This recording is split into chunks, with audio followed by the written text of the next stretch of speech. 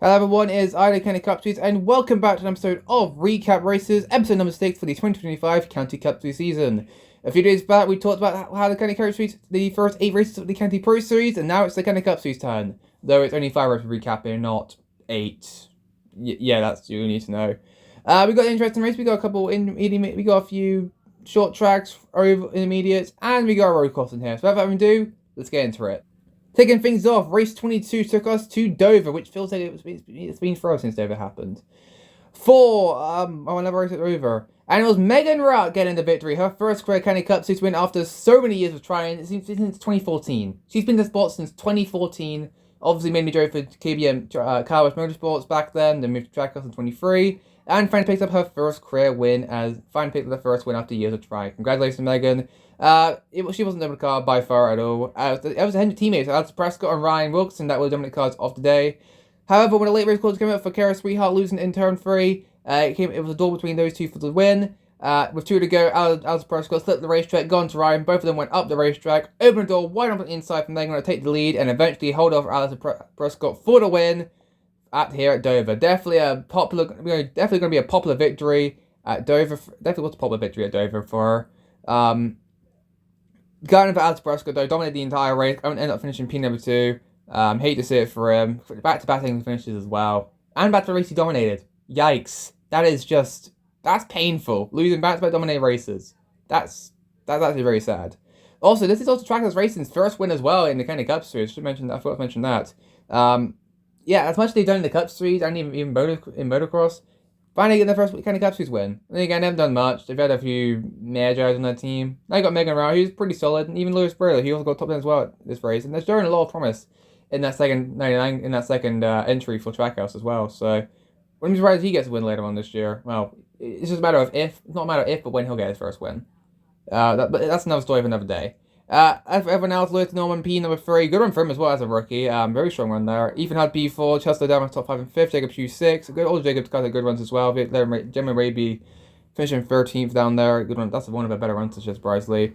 Ryan fell back at the end after getting shoved at the racetrack, finishing P7. Grace Jackson 8th, Ashley Hickman 9th, and Lois Brellam Ascension ran to the top 10 in 10th. Another driver struggled. Evie Williams, just bad one for her. Kevin Perkins struggled immensely too, finishing 18th. Dover is not one of his better racetracks, I guess, because he finished 18th here. A couple of big name finished a lap downs. Adam Padfield struggled this race. We got Pedlin definitely struggled this race. Lewis Norman, I'm looking forward to do something here since it's like a shorter racetrack, but unfortunately only comes to 27th surprisingly. And a couple other drivers who did struggle. Courtney Wright fell into trouble. Something happened underneath her engine. Finishing 56 laps down. Tough break for her. And then Megan Bell and Lewis Norton and Jake Hodgkiss wrecked on the back straightaway, slamming into the inside wall, ending both of their days. Tough break for them was a chain reaction. Everyone kind of checking up, and Megan and Jake got the worst end of it. Tough break with them for those two. And that's about it for Dover. Megan Rutt, first career win at Dover. Race 23 took us to Indianapolis for the Brickyard 400. And it was Cameron Perkins getting the victory in the Dan Weldon throwback, in the Dan Weldon tribute paint scheme. Good run for him. Also, his first win at Indianapolis, his first Brickyard 400 victory. So, congratulations. I believe now Perkins is officially now the first driver to win all of the Crown Jewel events: the County 500, the Coca-Cola 600, the Brickyard 400, and obviously the 7500. So, he's the first driver in the County Cup to do so. Congratulations to him, I guess. Didn't come with any competition though, as his championship rival, Grace Jackson, had the lead of Perkins chasing her down at the end. But had an incredible battle for race lead, just going back and forth pretty much in each corner. For the win, but eventually it was Perkins holding off Gracie last lap to win the Brickyard 400. So Gracie ends up finishing P number 2. So close to that Crown Jewel victory, but unfortunately we'll have to wait until next year to get the job done. Evie Williams, who won it last year, comes down P3. Santa Padfield somehow got a P4 in this race, don't know how. Megan Bell ran top 5 and 5th, Jacob Hughes 6, Alex Prescott 7, Chelsea Liddell 8, James McKenzie 9th, and Olivia Zaxton gets one of them random top 10s again she usually gets. Very underrated driver, if you ask me now. Millie Bolshat also finishing just outside top 10 in P11, good run for her. Other drivers, noble drivers that kind of had good runs as well. So Rebecca comes in 18th, Gordon Ferrer. RT Price runs top 20 in one of his select Cup starts. He only runs the 2 periods in the Crown Jewel events now in the Cup Series. So good to see him get top 20. That's pretty amazing. Good for him. Jake Koskis, though, struggled this race. He finishes 21st. Megan Rutt, who won last race, unfortunately 23rd, not the result she would have wanted after her first career win. And then other drivers who got taken out in wrecks. Courtney Wright basically got dumped by Ashton Jackson in turn 2, slammed back into the outside wall, ended her day, tough break for her. The big one struck after turn number 2 later on. Lewis Braylor, Elwin House got together. Lewis slammed head onto the outside wall. Thankfully, he was alright. Elwin House got torn up in that wreck. Other cars came slamming in as well. Alfie Lyon slammed to the inside wall. Lewis no one to go slam to the rear of Elwin and Lewis. He would continue on those 6 laps down. The damage was pretty consistent on that safety car, but he did finish, thankfully. And then Abigail Pennant and Ashley Hickman got together on the restart. Abigail spun down the back straightaway, slammed to the inside wall. Wasn't too bad at damage, but then realised she had a broken rear toe link, so unfortunately her day was done as well. Fast pick through one of her better racetracks as well. Definitely always wanted to look up for Indianapolis, and definitely was well today, but unfortunately wasn't meant to be this time around. Even the best sometimes DNF some of their best tracks, you know. Ashley Hickman did continue on the race though. The speed was kind of not down. That car only finished in 29th, so tough break for her there. And that's kind of it. There. Cameron Perkins gets the win here in Indianapolis. Race 24 took us to Iowa, and this race once again was won by Cameron Perkins, who actually just kind of dominated this entire race. To be fair, he didn't lead every lap. He did have his competition. Courtney Wright, Alfie Cox, Gracie Jackson. They could also contenders up front as well. But really, it was Cameron Perkins who was, everyone could tell, had the best car all race long. Got the win here at Iowa. Back-to-back wins. Now tying Gracie for the most wins this year at 4. Lyman Gracie has that lead, gap over Cameron anymore. This championship battle's got a little bit more interesting though, doesn't it? Perkins gets the win. Courtney Wright, better good finish after her back-to-back outside top 40 finish. Comes home second. Alfie Cox third. Chesley Dell fourth. Gracie fifth. Ethan Hudson sixth. Lewis Goodrun finally got a good run after quite a while, coming home P7. Ashley Hickman 8th. Jacob Hughes 9th. And Freddie Lama rounds at top 10 in the 10th position. Other no finishes. Megan Rupp 13th. Olivia Zack 4th. Shout out to Ryan Cook finishing P17. That's actually a good finish for him. Since about how bad he's been this whole year, and how bad Red Bull's kind of been this whole year too. So good run for Ryan Cook. Those are good runs for other drivers like Peggy Bishop coming home 19th, Abigail Petland as Prescott. Both of them got dumped and spun around. Couldn't really recover. Kind of the last 2 cars in the lead lap, 21st and 22nd respectively. Eve Williams just kind of had no speed in that 05 car, finished in 25th. Bad run for her. Mackenzie as well, no speed in that 33 car, coming in P28. And then other drivers got taken out in wrecks. The big ones, big wreck happened straight at the back of the field. Jalen Dougherty got loose on the inside of Sophie Buckingham. Sliding all over the place. Sophie took 2 good hits into the outside and slammed hard into the inside wall.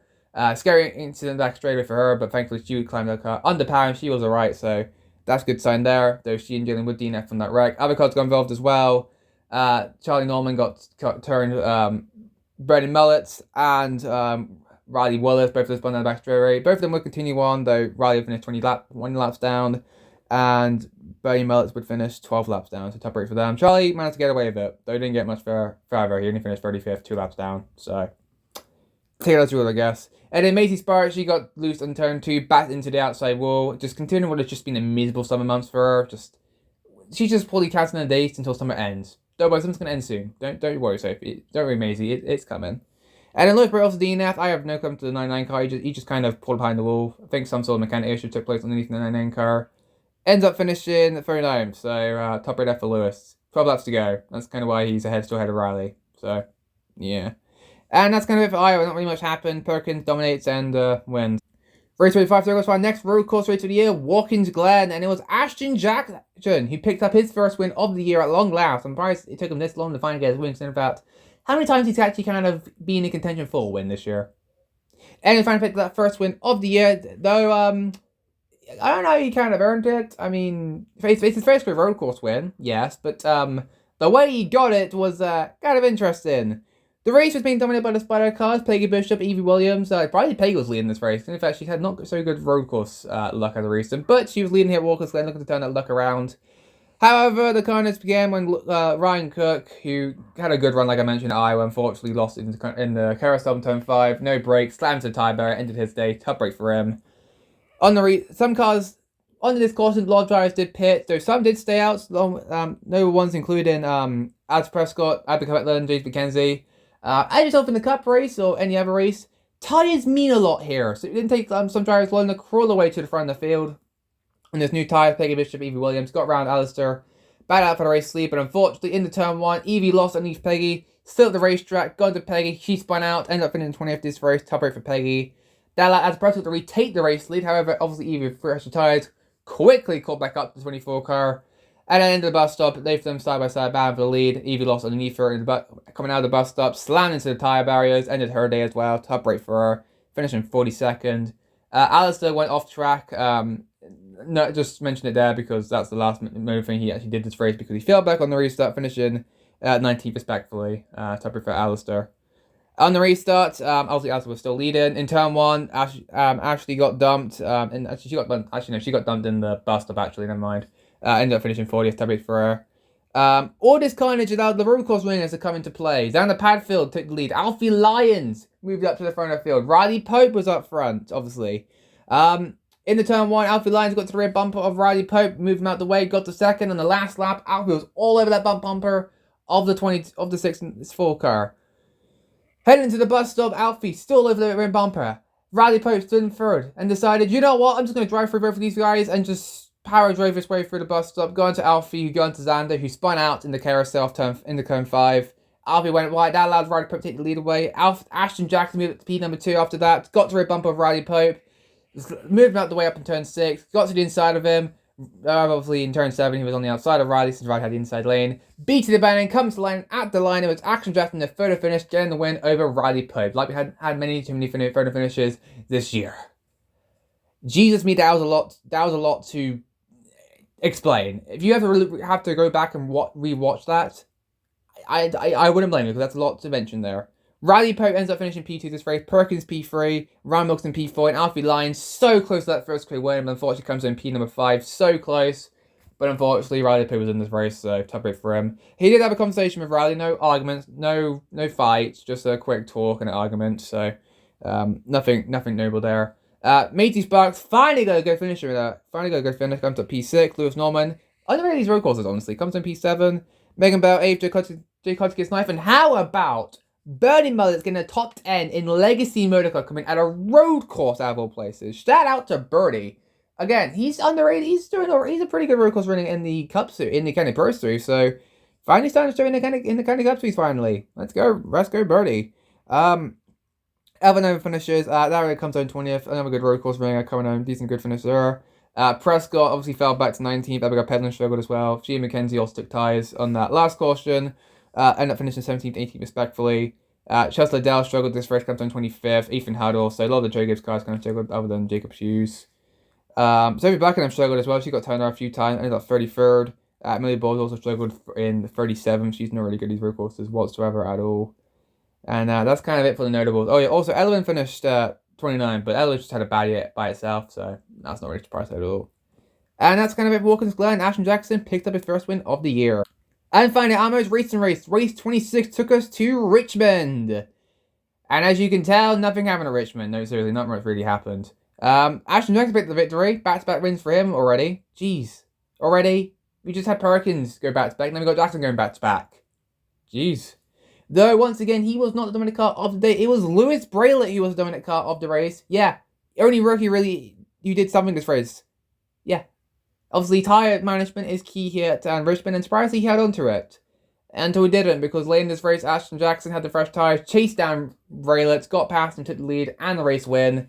Heartbreaking for Lewis Braylett. Nearly got his first grand, nearly so close. Won the County Pro race here last year.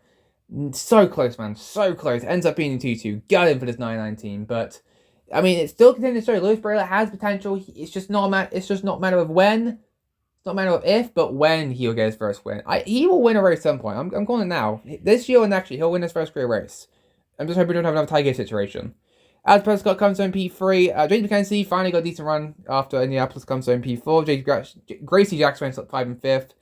Abigail Penn was also, I mean, it's the first lieutenant quite a while as well. She's really had a bad run. Had some few struggling races.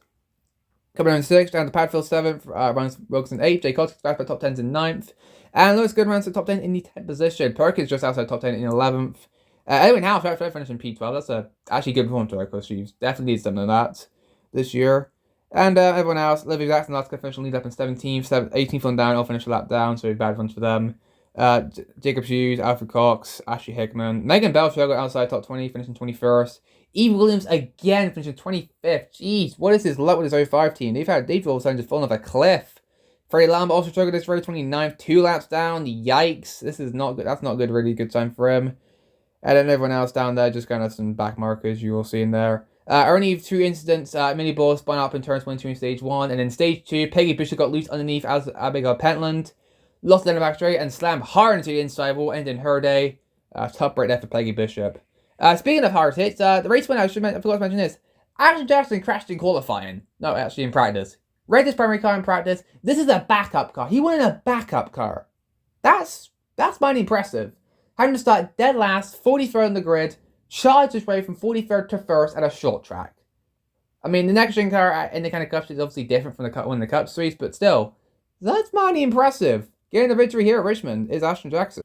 And here are your point standings. Basically heading to the final 11 races of the Candy Cup Series season, and it's basically the exact same. Burgess and Gracie still the points leaders. The gap has shrunk. The gap has been widened out, but Burgess does have an 18-point lead over Gracie after his back-to-back wins at Indianapolis and Iowa. Currently first, Gracie Jackson P2. I can now confirm that it's either going to be him or Gracie getting the championship. Cameron or Gracie, because third in points now is Ashton Jackson, who is over 200 points behind Perkins. For him to win, catch up to Perkins and Gracie, you have to hope that Gracie can turn up to 4 races, and he wins them 4 races, just to catch up to them. Unbelievable. That is insane, the amount that these guys have gone through this year. Incredible. As the press comes in, P is currently 4th in points. Evie Williams dropped back to 5th. Maisie Sparks almost 16 points after what she's gone through this year, after the Stone Jets. Jacob Hughes up to 7th. Ethan Hard in his favourite points position in 8th. Yeah, you found 8th at last. Peggy Bishop's up to 9th in points. And James McKenzie still hanging on to the 10th position in 10th in points. He's kind of stayed 10th in a while, hasn't he? Please, I'm going to have another Ethan Hard situation, but James is just going to be staying 10th points the entire year. Probably. Ashley Heckman also has fallen outside top 10 in points. She's currently 11th in points. Alfie Cox 12th. Tussadell is 13th. Courtney Wright falling back in points now. She's 14th. Ryan Wilkins, despite missing 1 race due to a back injury, is somehow 15th in points. That's impressive. He's had some pretty good races as well these last 5 races too. Probably the best 5 race stretch he's had this year, period. Which is saying quite a bit, about how bad his year has been for this 48 team. Freddie's still leading the Rookie of the Year standings. He's got a pretty healthy lead now over Lewis Braylett. Not too healthy. Obviously, Lewis can still catch up to him in points. But as for the time being, Freddie still holds the Rookie of the Year points lead over Lewis Braylett, who's now currently 20th in points. Megan Bell's falling up to 18th, and then on the second page, you've got the guys who've just kind of struggled this year. Down to Padfield, obviously, not the own Tangent Motorsports next year. Currently 19th in points. Jake Hodgkiss, 21st. Megan Herverwin, currently 22nd in points. That's actually pretty good for standards. Some of the other rookies, Lewis Norman, Alfie Lyons, just had everybody kind of had. They've had their good runs, but they've also had their rookie struggles as well this year. Louis Zaxton up to 26th in points after some pretty good finishes. Aaron House up to 27th. Gemma Raby's up to 29th. She really has struggled this year. Riley Pope 30th, and everyone else in down is just back markers. You know, guys who just run at the back of the field, not really there. They do much, just there to have some fun, I guess. Lewis Cullen still 36th in points. Still considering himself as the worst driver in the Candy Cup Series right now. And that'll do it for an episode of recap races for the Candy Cup Series, episode number 6. Next 5 race will be definitely interesting. We got another crown jewel at Darlington. We got the Super Speedway race at Daytona. That's the next race, obviously. That's it. Actually, as I've been calling this, that actually is tonight's race, surprisingly. So, we'll see what happens at Daytona. Obviously, I won't recap it for another few weeks, but we'll see what happens when we get to that point. I've got some other short tracks. Bristol's on there. We also got Chicagoland as well. Another Chicagoland's in the schedule. And New Hampshire as well. Yippee. That'll do it here at the Candy Cup Series. That's the Candy Cup Series sign out, and we see you all for another episode of recap races, more likely. This is the Candy Cup Series. Sign out for now, though.